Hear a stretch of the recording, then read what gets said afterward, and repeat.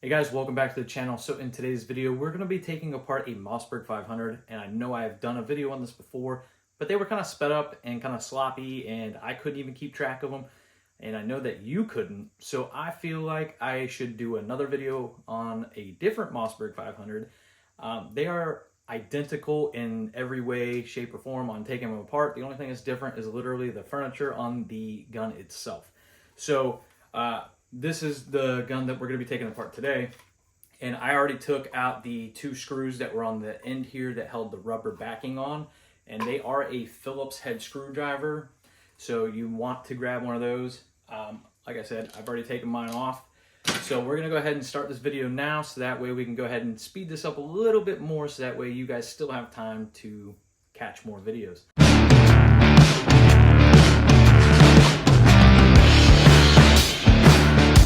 All right, so to remove the buttstock, I already did it. I kind of did it kind of fast because I'm just used to it. But if you have one of these buttstock cushions, there is two Phillips head screws inside of each one of these holes that'll be located on the back of the buttstock here. And on the inside, there is a screw at the very bottom, which is a flathead.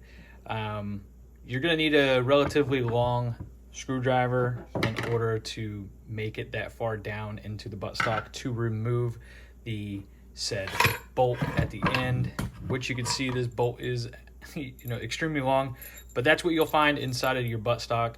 But once you get that removed, we can go ahead and start on the housing.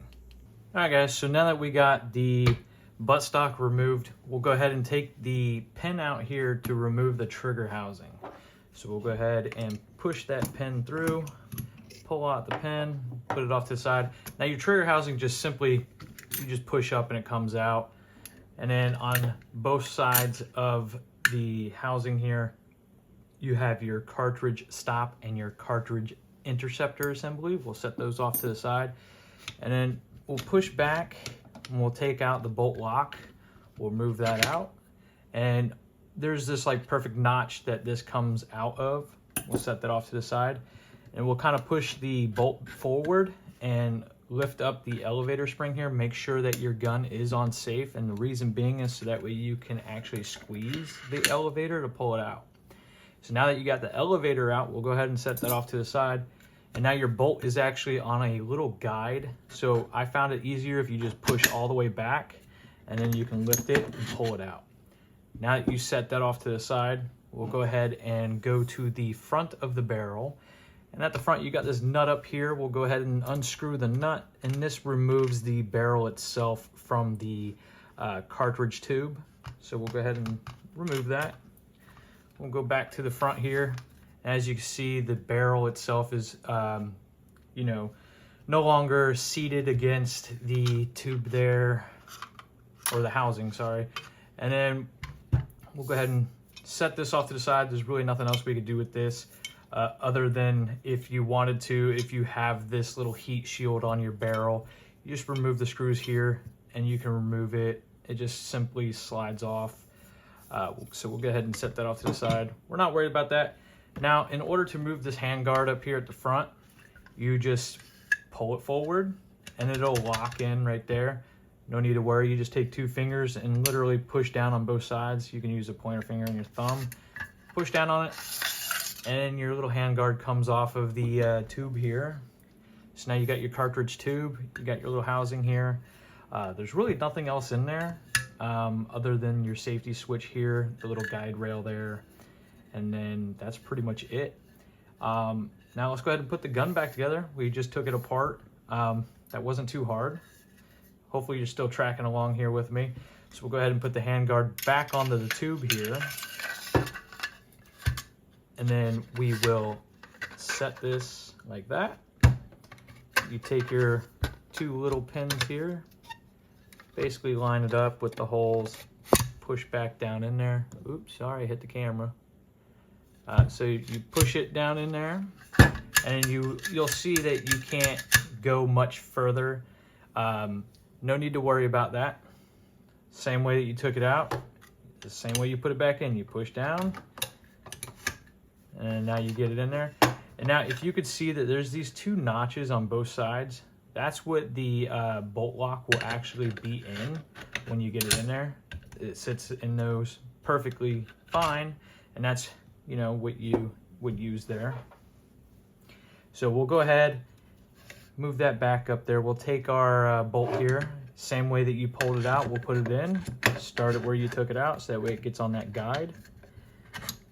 Now that you're in the guide, we'll go ahead and take the barrel itself. We'll put the barrel back, go back up to the front of the gun, take the nut, screw it into the tube. Oop, I'm going. There we go. Screw it back into the tube. Get that nice and tight. Go back over to the housing here. Now we'll push forward on that. We'll go ahead and get the elevator back in. Now you got your elevator in. We'll slide this back here just a little bit so that way we can get the lock here. Now before you put the lock in, make sure that you got your hand guard. You know, you get the railing back so that way this lock can drop right into those little notches on it. Just like so. Now once you get it there, just take this bad boy, pull it to the front a little bit, but not too far. I would say probably better like a half cock like that. And now we'll go ahead and take the interceptor and the other part of the cartridge extractor here, and we'll put them both in.